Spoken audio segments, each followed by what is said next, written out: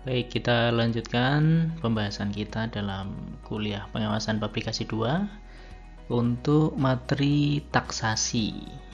Nah, taksasi ini merupakan salah satu tools yang biasanya dipakai untuk mendukung praktek pengawasan di pabrik gula.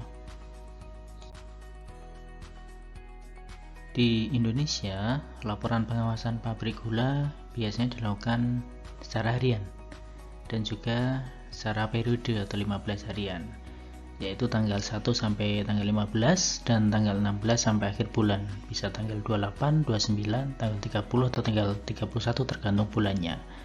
Sedangkan di luar negeri kebanyakan laporan harian dilakukan untuk intern pabrik dan juga ada laporan mingguan untuk kebutuhan manajemen. Nah, yang harus kita pahami dan mungkin kita ingatkan kembali bahwa kalender di pabrik gula ini berbeda dengan tanggalan atau kalender biasa, misalnya Masehi dan sebagainya. Nah, satu hari giling ialah jangka waktu antara pukul 6 pagi hingga pukul 6 pagi hari berikutnya dalam masa giling. Jadi untuk Indonesia, penutupan periode dilakukan setiap tanggal 16 dan tanggal 1, masing-masing pada pukul 6 pagi. Nah, tujuan taksasi ialah memperkirakan selisih ton pol serta ton brik dari bahan-bahan yang sedang diproses yang berasal dari tebu yang digiling antara penutupan periode ini dan penutupan periode yang lalu. Misalnya, mesin giling suatu pabrik gula terdiri dari 10 periode, maka persamaan taksasi dapat teman-teman lihat seperti pada slide ini.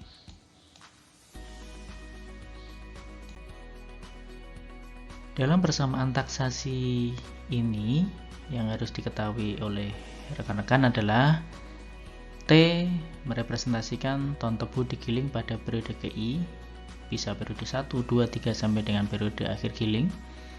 Kemudian H adalah ton pol serta ton briks dalam hasil gula dan tetes tertimbang, dan O adalah ton pol serta ton briks dalam perkiraan atau stock on hand. Nah, sehingga kalau kembali ke persamaan taksasi, T1 ini adalah H1 plus O1 dan seterusnya.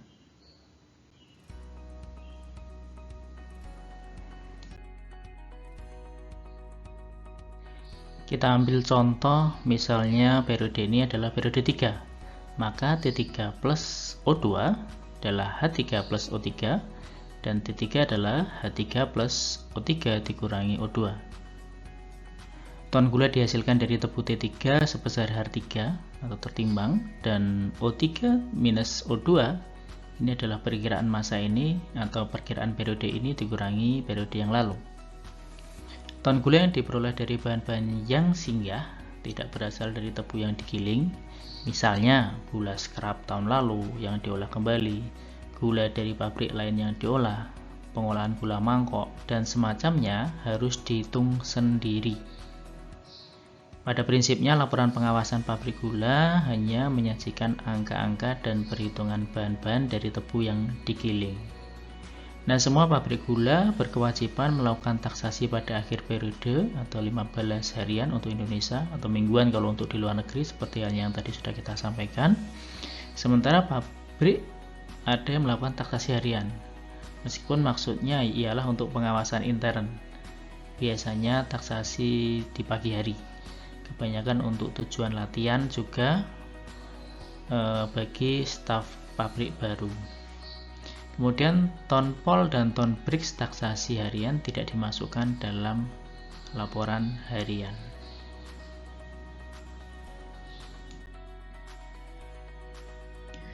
Taksasi tidak dimaksudkan untuk mengetahui ton pol dan ton briks seluruh bahan yang sedang diproses. Sebagaimana tujuan taksasi yang telah dirumuskan di slide sebelumnya, bahwa taksasi sebenarnya hanya digunakan untuk mengetahui selisih ton pol serta ton briks dari bahan-bahan yang sedang diproses pada penutupan periode ini dan periode yang lalu. Dengan demikian, pengukuran bahan-bahan dalam pipa-pipa dan bejana-bejana yang selalu penuh sebenarnya tidak diperlukan. Nah, data-data taksasi apa yang diperlukan? Yang pertama adalah yang jelas pengamatan bahan proses yang dilakukan biasanya menjelang jam 6 atau jam 6 pas. Bahan proses dalam pengamatan ini meliputi misalnya isi masakan A, masakan B, masakan C, masakan D dalam pan-pan masak, palung-palung pendingin, dan juga palung-palung putaran pertama. Juga termasuk isi strop A, strop B, strop C dalam peti-peti tunggu di stasiun putaran dan stasiun masakan. Termasuk juga isi bilasan-bilasan kotoran atau water clear, kemudian juga bilasan bersih, storm clear, kemudian bilasan C, bilasan D dalam peti-peti tunggu di stasiun putaran dan stasiun masakan.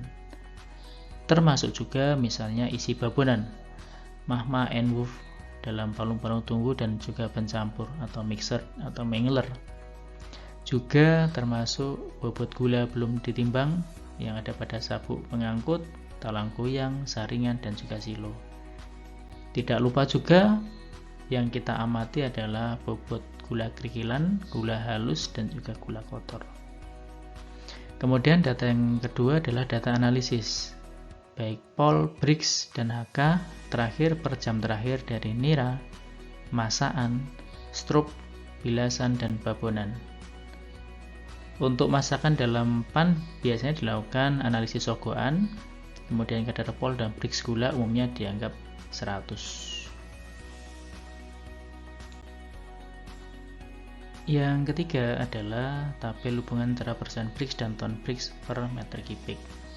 Dan yang keempat, data analisis POL, Brix, dan HK gula dan tetes diambil dari masa ini atau periode ini, meskipun kalau di HW diambilkan dari data jumlah atau to date report. Sedangkan yang kelima atau data terakhir yang dibutuhkan dalam taksasi adalah data ton POL dan ton Brix taksasi periode lalu yang kita bisa dapatkan dari cara 1 sampai 4 untuk periode yang lalu.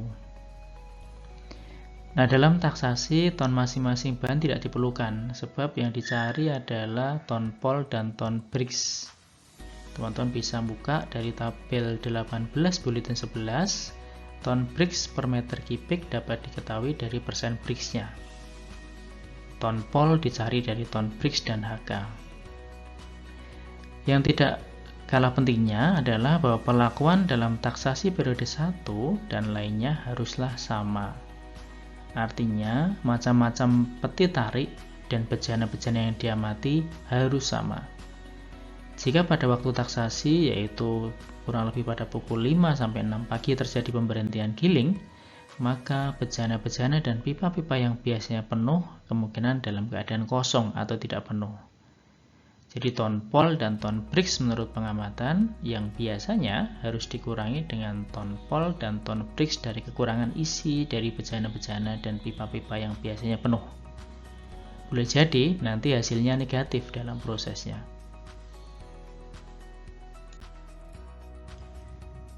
Kemudian bagaimana pelaksanaan taksasi di pabrik gitu ya.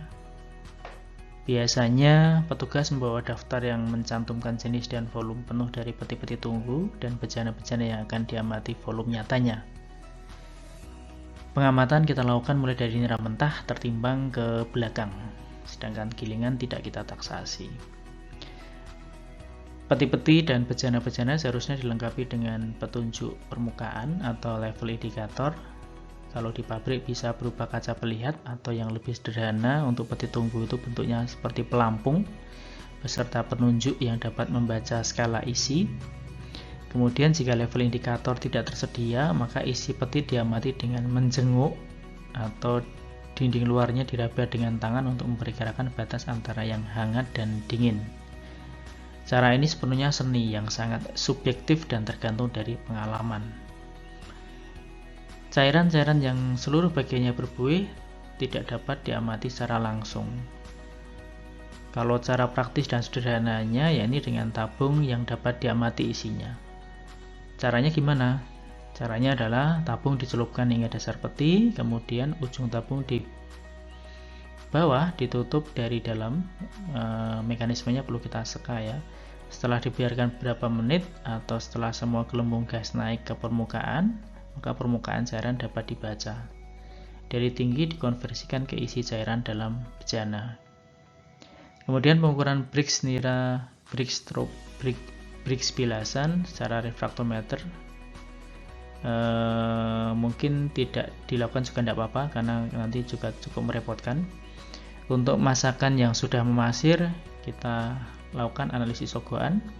Kemudian yang belum memasir diukur Briggs-nya secara refraktometer. Selanjutnya dengan HK yang diperoleh dari laboratorium dapat kita hitung polnya.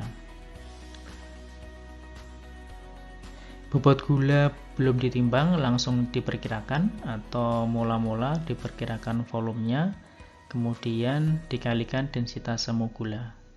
Kurang lebih sekitar 800-900 kg per meter kubik atau berat jenis semu 0,8-0,9. Densitas semu dimaksudkan untuk bulk density, sedangkan densitas sejati gula sekitar 1550-1600 kg per meter kubik atau berat jenis 1,55 sampai 1,6.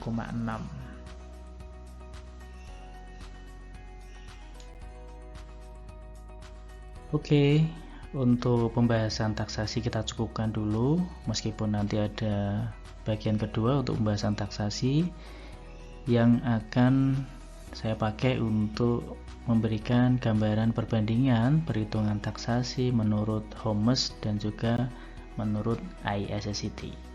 Silakan dipahami, dipelajari dulu untuk bagian pertama ini sebelum nanti rekan-rekan lanjut untuk belajar di taksasi bagian kedua.